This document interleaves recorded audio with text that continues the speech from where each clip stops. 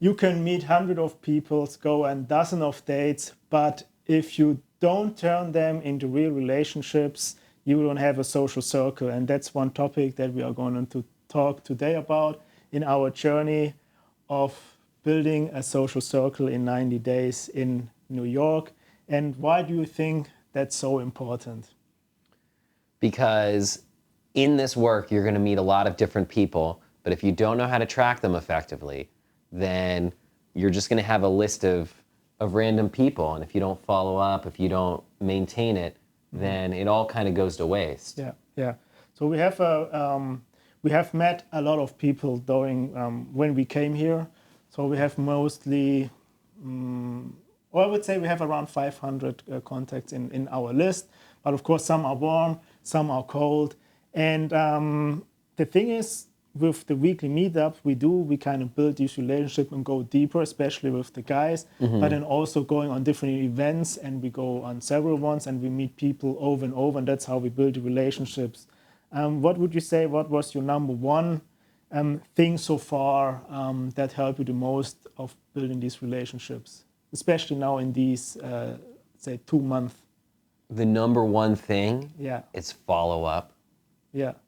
So once you meet them, you actually have a plan to do something else with them, or at least keep the connection warm. Because if you don't do that, then people fall off very quickly. If you think about how many people you meet, like you said, we had 500 on the list.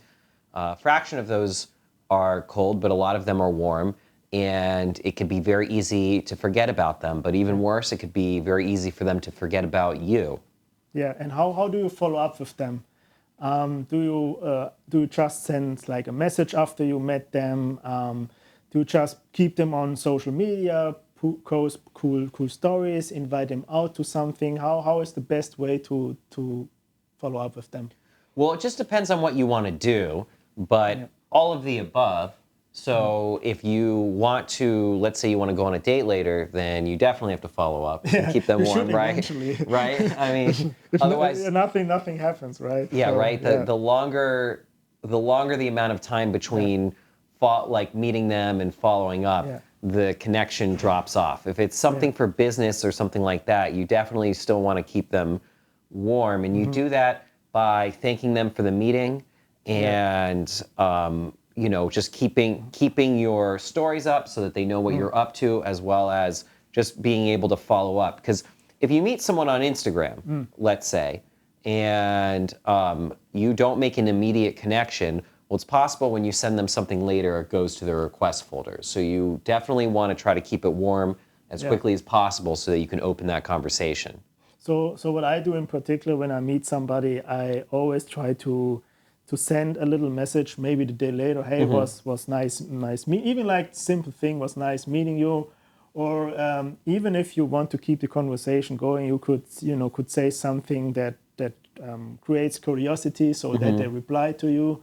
And then it's really up to what direction you want to go. There could be, of course, if you meet out there like girls, it could be then more in a romantic relationship. Or you say, hey, I'm just building my social circle, I'm making friends, and then you go a different round. So I always like to do like a follow-up text.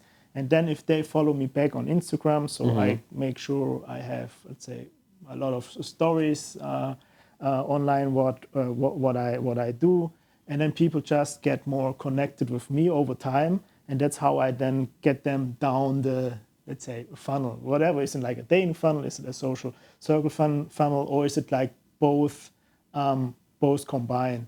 So I think that works pretty well, because let's be honest, people they will just forget you. Yes. First of all, if you don't follow up, I mean, they could potentially see your social media. But if you don't post nothing, you have a blank profile, people just will forget, especially in nowadays where everything is moves very, very quickly. Yes. Did you use some of these, let's say, strategies of keeping up or following up consistently with them? And did you find like a difference after time when you connected to people? Yes, because what happens is people will forget about you. So if you meet someone at a club, say, and again, this is dating or business or if you just want to have a friend, it really doesn't matter. That follow-up is really important. But in environments where they meet a lot of people, if you don't do that follow-up, there's no reason to remember you.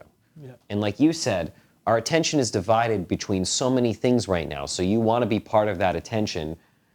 You know, you don't want to just be someone who fades into the background. Yeah, fade in the background. Yeah, right. Like fading away. Like. Exactly, but isn't that what happens? Like, really?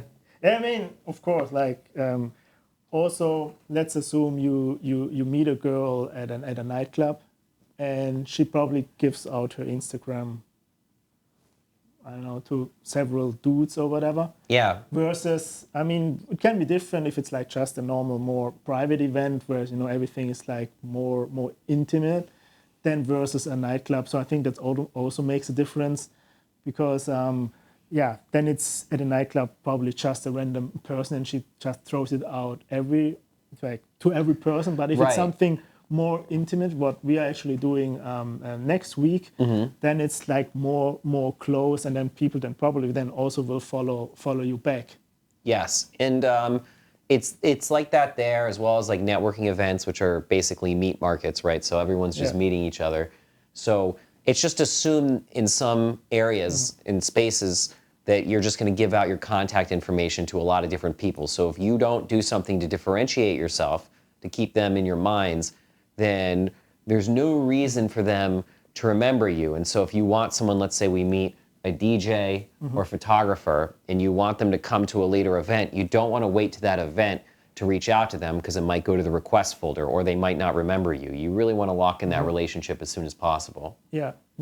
And how do you then get these people in a more inner circle? How do you get them more close to me? I think that's what a lot of guys have the problem with. They meet all these people, but then they say, hey, nothing sticks. So how do you actually then bring them into an inner circle of becoming friends? Well, the way I do it is through events. Yeah. So I create events that I think that they will like, and then I invite them to it. And I make the event something that has a lot of value to them, so it's very likely that they're going to say yes.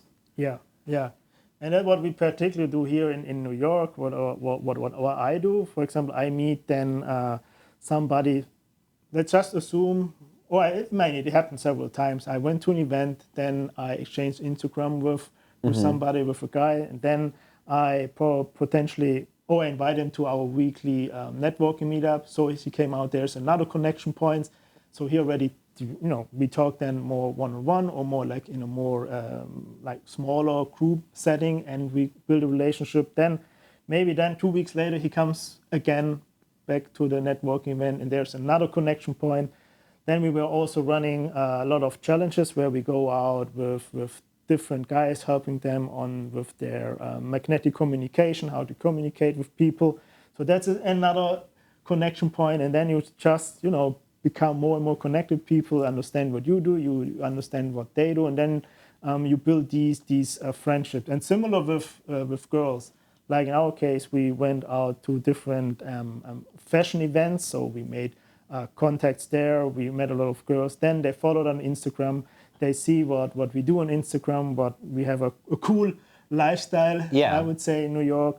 Then we invite them out to something else, like to our private event dinner. In my case, I did a podcast with some of these girls, and then you have these small little connection points that add up, and then at the end you can decide, okay, is this somebody you want to have in your inner circle, like as a good friend, or is this just like a person you meet sometimes, and then it's just somebody you know. But then people that get close to you, they then you just keep up meeting, and of course if you have your Instagram on point, you just feel more engaged with them. Yes, and I think one of the things that people struggle with is they think that this is like a system, like it has business aspects to it. It's like a system. You bring them to your CRM, you do warm follow-ups, but the real connection happens at the level of them coming out to an event. So you don't want to invite them to somebody else's event. You want to invite them to your event. And this means you get to curate the circle. So you bring in like-minded people, but it also means that you can draw a real emotional connection with them. And that's the non-business side of it. That's the social side of it that, requires you to be an active listener, to be calm within your body, within yourself. And so if you can do that, then you can actually become friends with them. So we're not advocating, you treat people like meat here, like you run them through like, they're not cattle. Like a cattle. Yeah, right. Don't you shoot the cattle in? I don't know how in America, how it's done in the U.S. We run a rod through their head. Great, let's cut that. Okay, just so but yeah, the thing is, you don't. The point here is not to be robotic about it. It's rather to actually set yourself up for success by giving you like a stage or a container where you can be yourself and connect with the people you want. But the connection part is important because you can create something of a lot of value and people can show up. But you really, at some point, like they may say yes the first time because what you're doing is really cool. But in all the later times, they're going to do it because you're cool. Yeah, exactly. Because then you have the chance to bring them out and then to build a connection that you need. And if you know how to communicate, if you are, let's say, playful in your communication, maybe teasing a little bit, having fun, not taking things too serious, then people just feel more connected with you and they will join next time again, probably not only for the event, but then also for you. And it's not that you need to throw like these big events, it's just enough. Start small, maybe 1-2 people and then grow it, social gatherings. I think that's totally enough. You don't need to put like a big hammer. The other thing is like, as you do this, even if they don't come to your event, so like you were saying, you have to be someone who doesn't care. Because even if someone can't come to your event 1 time, 2 times, 3 times, suddenly they have an event and they invite you because they know that you like this sort of thing. And then this is how, when I was in Lisbon, I got invited to like the VIP DJ booth. Oh yeah, I remember. Yeah, so, and I didn't really do anything for that. I didn't beg for it. It was just more like, I had events, I showed that I was into that sort of thing, and then someone said, hey, I have tickets, do you want to join me? And then I ended up going with like 4 other women and just me. Yeah. Like it's this kind of stuff that you don't really expect in life. And that's the fun of doing this. That's what makes doing this so great. But I do think that like, we're on this part, we're talking about this today, but that's why the other videos we talked about are really important too, because if you're not calibrated in these moments, if you're not someone who is fun to be around, there's no reason for them to invite you, right? Yeah, exactly. You need to have some people basically like you then. Yeah, if I mean, charisma's not that hard, but Yeah. But the thing is, if you, for example, you go to an event and you just stand in the corner and maybe you talk to 1 or 2 people, so how can you create a relationship? Exactly, and that's why you need to host your own events because you have to be the host. So you have to talk to everyone, make sure they're feeling good, collect the data. You don't have to like pull out the spreadsheet, but just collect the data in your mind on what worked and what didn't, and continuously improve your events. And if you're able to do that, then you actually relax and like get into the mode. And this is also why we don't want you necessarily going to other people's events as a replacement for running your own. Of course, go to different events. Yeah, of course, go. It's not that they shouldn't. I mean, they still can invite, for example, there's a fitness event or something, and they have like an extra ticket. Hey, bring like a friend with you. That's totally, you should do it, but you should also have in mind, okay, what can you create for your own that provides value, and how you can build these friendships, the inner circle, and that's always also a big attraction trigger toward girls. If you are the leader, if you are the organizer of the events, this will also then help you to meet then more the girls you want, of course, because you invite them, but also provide them the value that what then creates the attraction towards you. And if you then have the plan to, invite them out on a day, that would be then also at some point the natural step, because you connected on these different levels. Yes. And you know the person better, and then you would say, hey, well, that's probably somebody I want to invite out on a date. And what's the best way to invite somebody out on a date? Hey, how spontaneous are you feeling 1 through 10? Exactly. And what if they say 1? that means you're just really checking their buying temperature. Yeah. You know, like if they say, if it's low, it means that they're probably not interested in you. And if it's higher, it means they're probably ready for a date. Yeah. Or you ask if she says 5, okay, what does it need to bring what is from? it? Yeah, from a 5 to a 10. I don't know if that's just, but you don't. But the thing is, like, I mean, that's fun, and like you could do that, but you could always just ask people out. It's really not. It's really your style. I think that if you're new to this, using things like that can be really helpful because it creates engagement. But eventually, you have to move into your own, your own inner voice. And I just want to like. Go with one last thing about this because we met a lot of guys, and some of them will try not to do events because they don't have an imagination for running an event themselves, and so they'll try to jump on other people's events. And the problem with that is that it creates an escape for you to hide in the corner. If you say like, well, I don't know what to do, you can always just invite people to go to the events that you're already going to. So you can say, hey, I'm going to this, do you want to join? And bring a group of people. And again, like my whole thing is always just to like take this and say, it's not all about girls. It's about like what you want to do in your life with social circles. So if you're a tech person and you're going to boring networking events, you could do what I did and you could create your own tech events and just invite the people that you like. Yeah, exactly. And if it's more girls, there are more girls. And then exactly. You are the, what did they call you? They called me a cult leader. Cult leader. Then you become a cult leader like Jordan. Yeah, right. Join my cult. Yeah, it's similar. Sometimes it's like shame because you I think you also told me that at the event you did that you tried to invite guys. Yes, I did. But it didn't come. So no, they didn't show up. And then it was only women. Girls.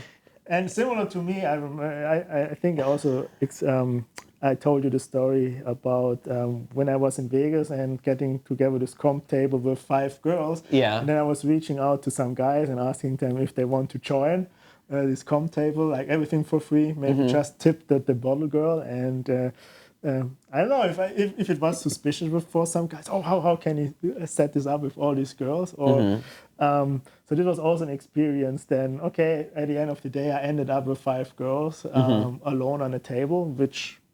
Okay. I mean, I could handle it, of course. Yeah, you could handle it. But I mean, I wouldn't have nothing against, to have some guys joining the people that I, just want to connect further and provide value. And that's some funny things just then happen on the journey. But if you do this consistently and you consistently invite out the people you want to have in your life, that's where you then have the chance to build the inner circle you want. And part of the women is that, of course, the more women you have also in your life, like doesn't need to be always dating, can be just your friends. They also calibrate you in other ways. Right. Yeah, I mean, I think that like you can tell the guys who have a lot of guy friends and maybe they've had a girlfriend because when they're at the club, they don't know how to talk to women. Like they just sit there and like, do you want to talk to her? Should we talk to her? Instead of just approaching everyone as a friend. And so I think it's like important just to have all kinds of friends of any type. It doesn't have to be, you can do with this whatever you want. It's very clear we do different things with it, but the point is that it's portable. You can change it and you can take it with you anywhere you go. And I think too, like, if you want to get invited to something significant, right? So behind a DJ booth or like venture capital meetup, like if it's a party thing, women are just more likely to be invited to that. So having lots of female friends is great. Exactly. And if it's like in a business event, it's not saying women can't be founders or venture capitalists, but my own experience, I mean, if you look at Y Combinator, it's like all guys, like the people who are more likely to invite you to that are men. So you want to have a variety of people in your life who can like help you get access to these things. Exactly. And of course, you don't just use them. You become friends with them and you help them. Also provide value. Create great experiences. Exactly. And one thing to add is like, if you mention, making also friends with women, and they usually also have a lot of great connections. They have a great network, probably a greater network than most of guys, because they are just more social. They are around somewhere, especially with girls that we connect with, maybe models, influencers. They know a lot of people, which most of the time you underestimate. And if you just go directly for dating, you're probably missing out other connections. Yes, and this is really the difference between what we're doing and like what pickup teaches, right? Yeah, so the pickup guys, old school they don't understand events, they don't understand using this for your business, so or like just building your social network in a new city. So what happens is they find one girl and then it's all about her in that moment, trying to get a date, maybe more. But it's like more like the yes and no. Yeah, okay, right? Do you like me? Yes or no? No, I'm gone. Yes. Yeah. So what we're trying to do is create, it's not even so much create abundance, because abundance is already out there in the world. We're just trying to give you access to it by not making it all about one person, whether that's one business lead or one girl who you want to date. Yeah. And also I think from the mindset, it's a lot about short-term and long-term approach. Like social circle, what we do, building a social circle. Okay, we are doing this here 90 days in New York because we have the challenge. But if you live here constantly, like permanently, then of course you can build your circle a little bit slower, a little bit more, how can I say, more concentrated and taking more time to it. But of course we are doing this in a, let's say, in a fast way, like on the highway. Yes, or we're doing it on steroids. Yeah, we're doing it on steroids. Yeah, exactly. And then of course, like if you just always have this short-term approach of saying meeting girls in this sense, okay, do you like me or not?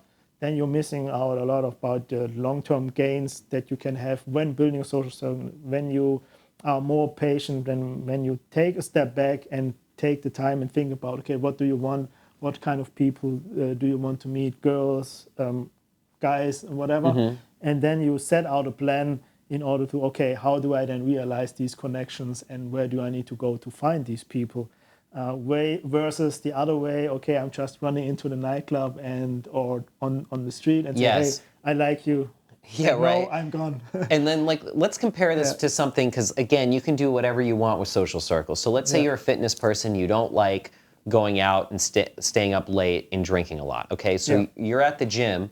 So pickup would say, oh, she's hot, just go talk to her, ask her out. Okay, so you ask her out, she says no. And you see her every day. Yeah, best case scenario, you guys, it's fine, it's funny. Worst case scenario, it's weird, okay? But think about the alternative. You just say, hey, I see you here around a lot, like, my name's Jordan, how are you? What are you working on today? And then you just become friends. And then, you catch up every time you're there. And then she has her other gym friends who are most likely women, Yeah. And then when they're hot too. I mean, so and then now you're friends with them, and now you can actually say, hey, do you guys like to run? So now you're all out running together. Exactly. Okay, so now it could be like a small event. Exactly, that's what I mean. Organize like a running exactly. kind of thing, or like maybe you do you go to the park and you all do like body weight stuff together, or you have a friend. Usually someone's a trainer, so you organize something, Pilates. It literally the sky's the limit if you're creative, okay? So now you're organizing that, and now instead of going after one person, all right, you actually have a group of friends who you like, where if you did date one, it probably is not going to just destroy the whole thing, right?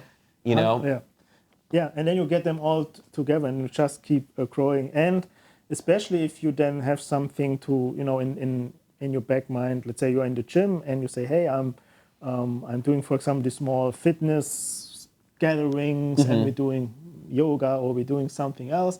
That's actually also more like a reason to to actually approach somebody and make connection. Hey, you know what? Like I see you all the time training, and but I'm organizing these small little fitness events. I would like to have you join. Yeah, imagine that's like nothing to hit on somebody. It's like an invitation. You provide value. It's not that you take value in this moment, and then eventually they come out.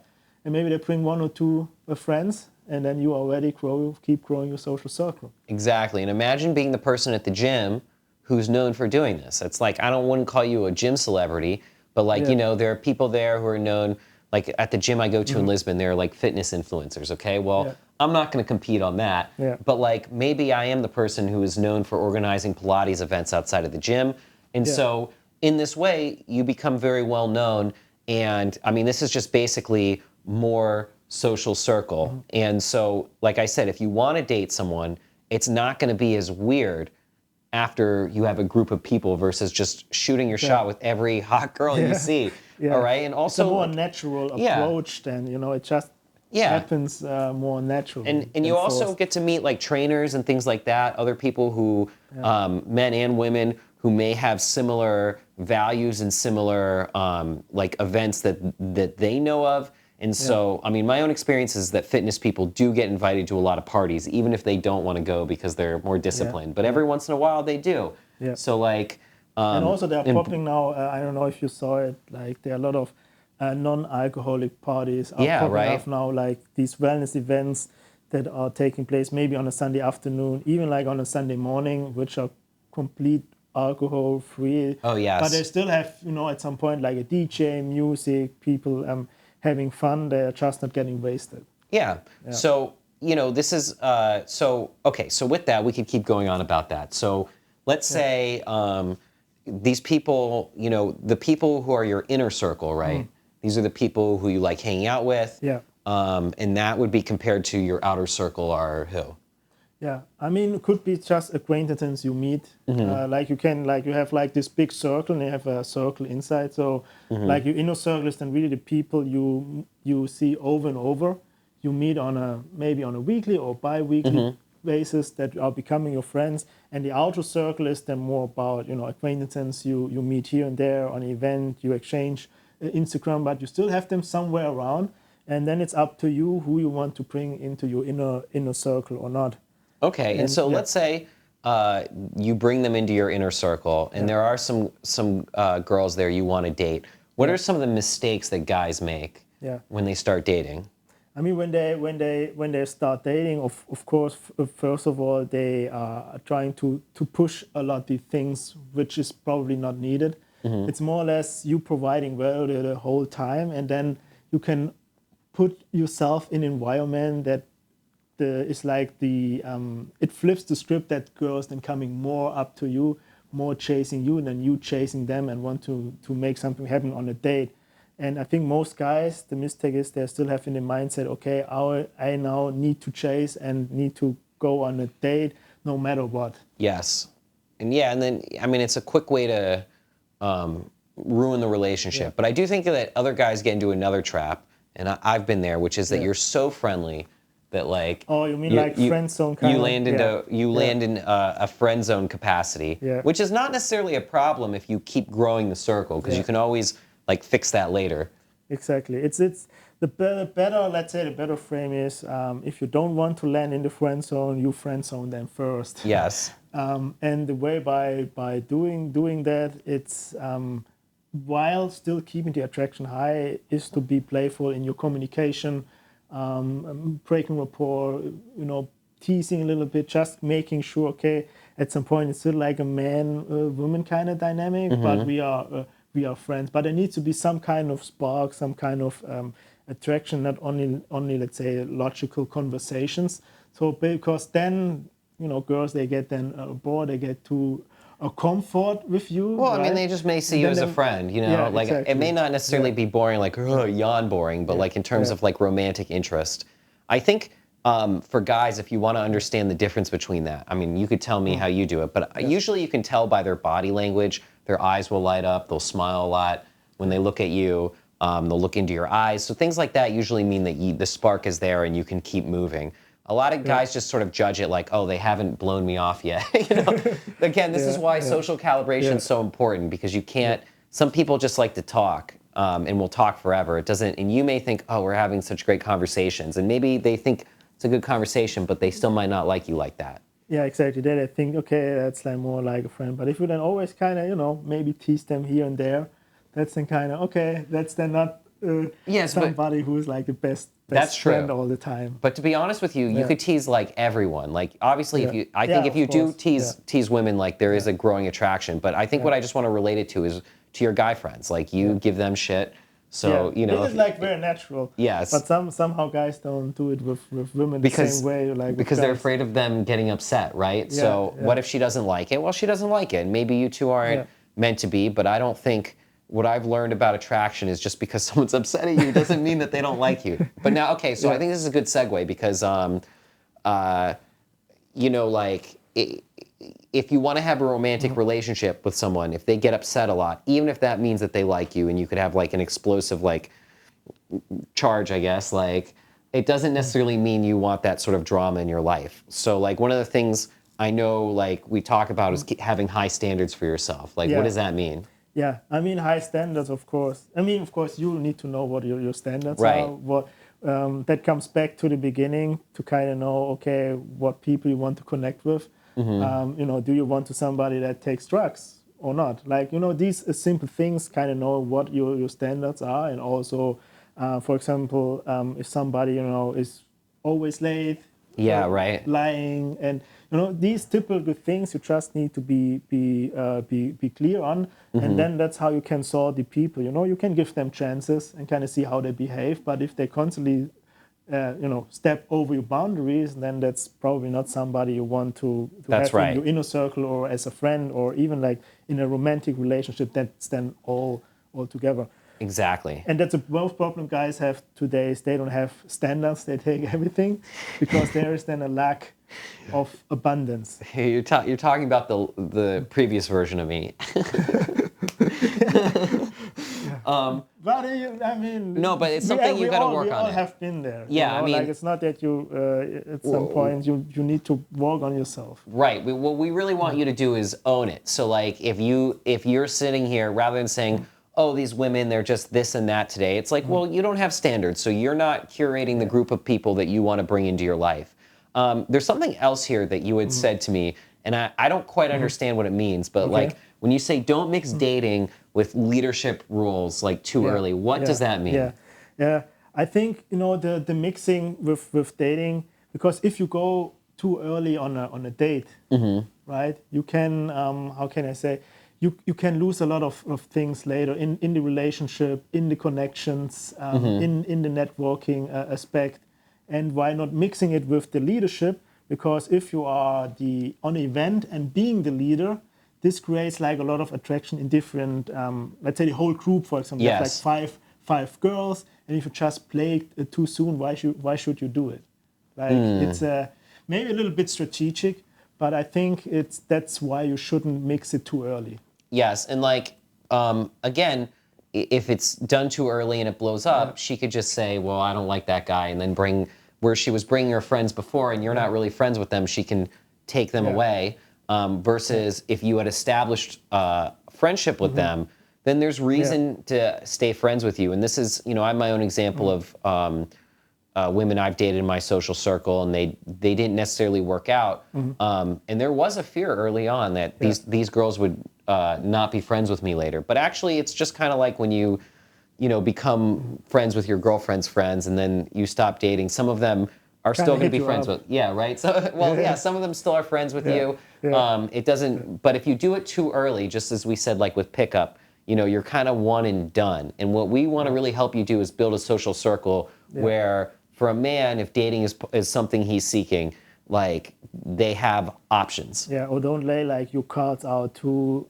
early at some point, and you know, messing up something which then can hurt you later. I think that's also something. And in order to wrap this up, I think this week we should give an assignment. An assignment. Yeah. So what could that be? What people can do out there to take action now immediately? I think follow up. So if you're out there right now, you've done some of the social work we've talked about. You've built your internal CRM. Now it's time to put in your CRM places that actually, one, indicate you follow up, and then you actually have to do the work of following up. And I would say that even though the chances drop off by, you know, between the time you see them and the time you follow up, I would say if you follow up with everyone in your list right now, if you haven't followed up, and just see, you know, who's still warm, Easy follow-ups are, it was great to see you at that event. Like if you just had the event, it was like, I hope you had a great evening. Yeah. If it's been a while, you can just say, hey, checking in, seeing how you're doing. Or if you really want to go low touch, you just send a meme.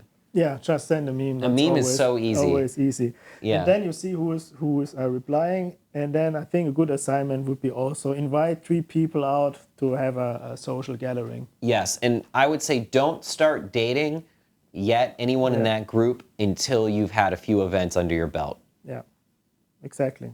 Perfect. That's a good one. Let us know how it goes in the comments.